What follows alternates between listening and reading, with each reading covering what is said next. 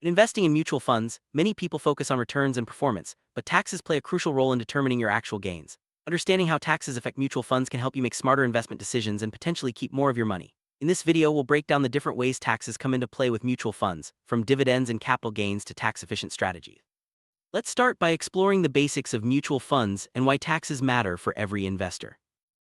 Mutual fund is a pool of money collected from many investors to invest in a diversified portfolio of stocks, bonds, or other securities. Professional managers handle the buying and selling of assets within the fund. Investors own shares of the mutual fund, and the value of these shares fluctuates based on the performance of the underlying assets. While mutual funds offer diversification and professional management, they also generate taxable events that can impact your return. Mutual funds generate earnings in several ways: dividends from stocks, interest from bonds, and capital gains from selling securities at a profit. Each type of earning can have different tax implications. Dividends and interest are typically distributed to investors and may be taxed as ordinary income. Capital gains, on the other hand, can be short-term or long-term, depending on how long the fund held the asset before selling. A mutual fund earns dividends from its stock holdings. It often passes these dividends on to shareholders. These distributions are typically taxable in the year you receive them, even if you reinvest them to buy more shares. Qualified dividends may be taxed at a lower rate, while non-qualified dividends are taxed as ordinary income. It's important to check your fund statements to see what type of dividends you're receiving. If your mutual fund invests in bonds or other interest-bearing securities, the interest income is generally distributed to shareholders and taxed as ordinary income. This means it's taxed at your regular income tax rate, which can be higher than the rate for qualified dividends or long-term capital gains. Understanding how much of your mutual fund's return comes from interest can help you anticipate your tax bill. Capital gains occur when the mutual fund manager sells securities within the fund for more than their purchase price. These gains are distributed to shareholders, usually once a year. If the fund held the asset for more than a year, the gain is considered long-term and is taxed at a lower rate. If held for less than a year, it's short-term and taxed as ordinary income. These distributions can surprise investors, especially if they weren't expecting a tax bill. Short-term capital gains are profits from assets held by the fund for 1 year or less. These are taxed at your ordinary income tax rate, which can be quite high depending on your tax bracket. Long-term capital gains from assets held for more than a year are taxed at a lower rate. Knowing the difference helps you understand the potential tax impact of your mutual fund investments. Many investors choose to reinvest their mutual fund distributions, using dividends and capital gains to buy more shares. However, even if you reinvest, you're still responsible for paying taxes on those distributions in the year they're received. It's a common misconception that reinvesting avoids taxes, but the IRS treats these as taxable income regardless of whether you take the cash or buy more shares. Where you hold your mutual fund matters. If your mutual fund is in a taxable brokerage account, you'll owe taxes on distributions each year. But if it's in a tax-advantaged account like an IRA or 401(k), you can defer taxes until you withdraw the money or sometimes avoid them altogether. Choosing the right account type can make a big difference in your after-tax returns. Tax-advantaged accounts such as IRAs and 401(k)s allow your investments to grow tax-deferred or even tax-free depending on the account type. This means you won't pay taxes on mutual fund distributions each year, which can help your investments compound faster. However, you may owe taxes when you withdraw the money in retirement depending on the account rules.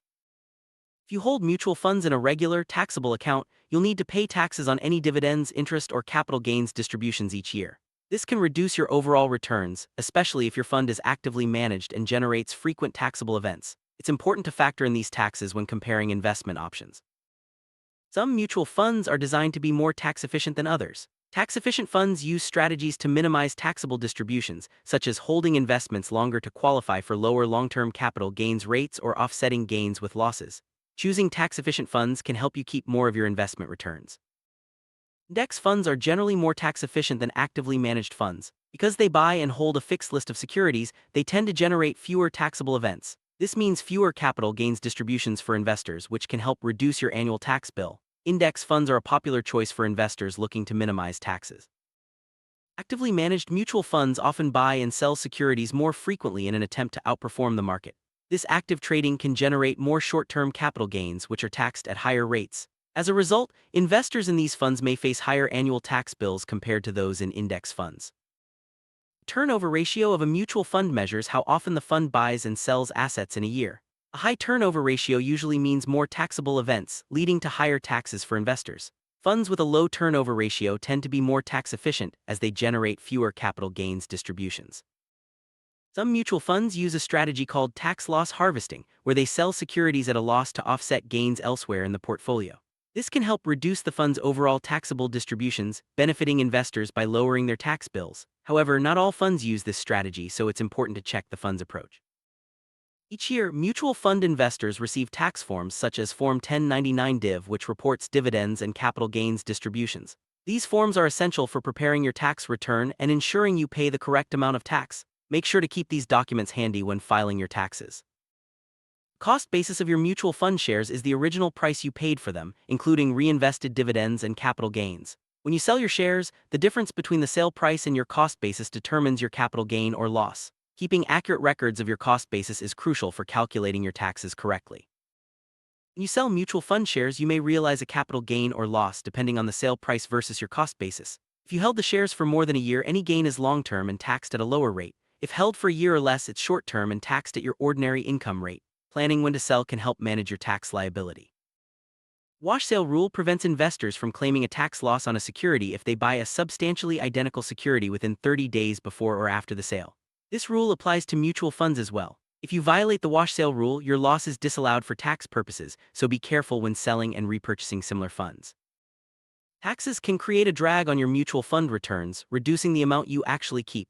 Even if your fund performs well, taxes on dividends, interest, and capital gains can eat into your profits. Being aware of tax drag can help you choose funds and strategies that maximize your after-tax returns.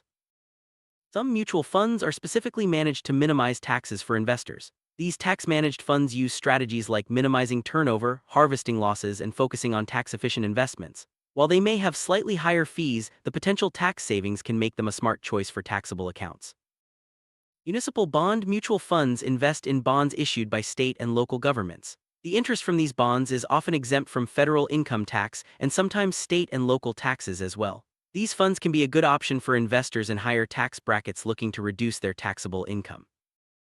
If your mutual fund invests in foreign securities, you may be subject to foreign taxes on dividends or interest. Some of these taxes can be claimed as a credit on your U.S. tax return, reducing your overall tax bill. Be sure to review your fund's tax documents for information on foreign taxes paid. Accurate tax reporting is essential for mutual fund investors. You'll need to report all taxable distributions, sales, and foreign taxes paid on your annual tax return. Using the tax forms provided by your fund company can help ensure you report everything correctly and avoid IRS penalties. Smart tax planning can help you keep more of your mutual fund returns. Strategies include holding funds in tax-advantaged accounts, choosing tax-efficient funds, and timing your sales to benefit from lower long-term capital gains rates. Working with a tax advisor can help you develop a plan tailored to your situation. In addition to federal taxes, you may owe state and local taxes on your mutual fund earnings. The rules vary by state, and some states offer tax breaks for certain types of funds like municipal bond funds. Be sure to check your state's tax laws to understand your total tax liability. When mutual funds merge or are acquired, it can trigger taxable events for shareholders. You may need to report capital gains or losses based on the value of your shares before and after the merger. Fund companies usually provide guidance, but it's important to review your statements and consult a tax professional if needed. If you inherit mutual fund shares, you may benefit from a step-up in cost basis, which can reduce your capital gains tax when you sell. The new cost basis is usually the value of the shares on the date of the original owner's death. This can be a significant tax advantage for heirs. When you gift mutual fund shares to someone else, the recipient takes on your original cost basis. This means they may owe capital gains tax based on your purchase price if they sell the shares. Gifting can be a way to transfer wealth, but it's important to understand the tax implications for both giver and receiver. Redeeming or selling mutual fund shares can trigger capital gains taxes. The amount you owe depends on how long you held the shares and your cost basis. Planning your redemptions carefully can help you minimize taxes and maximize your after-tax returns.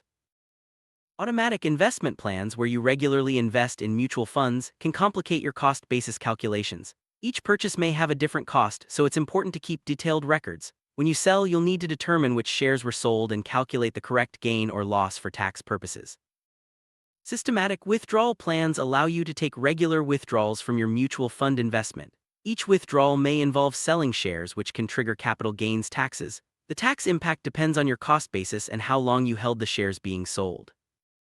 Many mutual fund families allow you to exchange shares between different funds within the same family. However, exchanging shares is treated as a sale for tax purposes, which can trigger capital gains or losses. It's important to consider the tax impact before making exchanges.